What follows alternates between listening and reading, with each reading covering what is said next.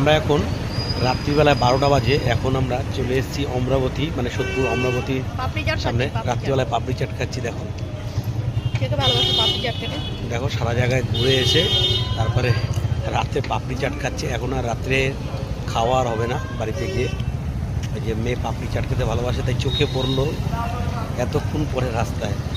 তোমরা আজকে ষষ্ঠীর দিনে কে কী করেছো অবশ্যই আমাকে টাকা নেই বললাম না, সরি, তোমরা কে কী করেছো মহাষষ্ঠীর দিনে অবশ্যই কমেন্টে জানাবে। আমরা কিন্তু কয়েকটা ঠাকুর দেখলাম, ঘুরলাম, তো সেগুলো সব আমাদের চ্যানেলে আমরা একদম স্টেপ বাই স্টেপ আপনাদের সাথে শেয়ার করব।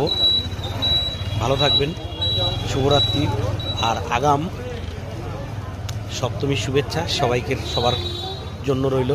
সপ্তমী যেন ভালো কাটে, সপ্তমী অষ্টমী নবমী, আর পুরো পুজো যেন একদম জমিয়ে আড্ডা মেরে আর খাওয়া দাওয়া করে সবাই সবার ফ্যামিলি নিয়ে দিন কাটাও। ভালো থাকো, সুস্থ থাকো, টাটা, বাই বাই।